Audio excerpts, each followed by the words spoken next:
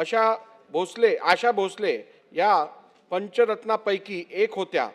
दैवी स्वरांचे चांदणे पेरून 8 दशकांहून अधिक काळ रसिकांच्या हृदय सिंहासनावर अधिराज्य गाजवणाऱ्या अलौकिक प्रतिभेच्या त्या महान गायिका होत्या।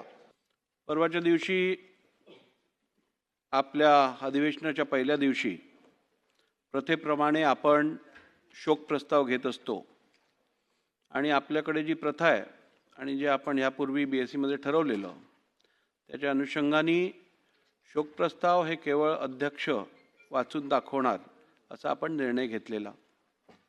त्या अनुषंगाने हे शोक प्रस्ताव त्या दिवशी 12 शोक प्रस्ताव होते आणि त्याचं वाचन मी सभागृहात केलं। 12 शोक प्रस्ताव असल्यामुळे ते प्रिंट जी माझ्या हातात आलेली ती प्रिंट अत्यंत बारीक फॉन्टमध्ये होती आणि थोडी अस्पष्ट होती। त्याप्रमाणे त्याच्यात काही तांत्रिक चुका होत्या ज्या सुरुवातीला नोट करण्यात आल्या नव्हत्या। वाचन करत असताना तसंच्या तसं ते वाचन झालं। ही एक चूक त्या दिवशी वाचन करत असताना माझ्याकडनं घडली। परंतु गेली 4 वर्ष 4.5 वर्ष मी या सभागृहात अध्यक्ष म्हणून काम करत आहे तुमच्या सगळ्यांच्या सहकार्यातनं आणि ते काम करत असताना मी अनेक भाषणं ही मराठीत केली आहेत, अनेक शोक प्रस्ताव मराठीत मांडलेले आहेत। या सभागृहाचं संपूर्ण प्रोसिडिंग नियम असतील अथवा सभागृहाची कार्यपद्धती असेल ही संपूर्ण आपण मराठीत भाषेतनंच हाताळली आहे।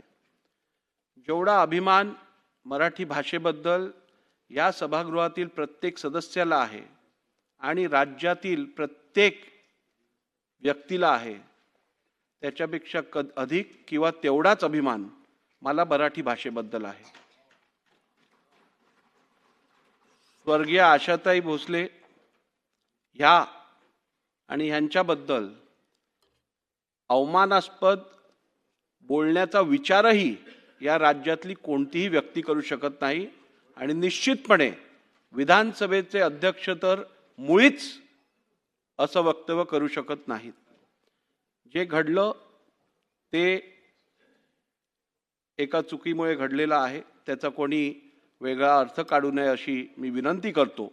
आणि तरीही त्या भाषणाच्या वाचनाच्या वेळेला जर का राज्यातील किंवा सभागृहातील कुठच्याही व्यक्तीचे सदस्याचे इकडे मन दुखलं असेल तर मी मनापासून दिलगिरी व्यक्त करतो।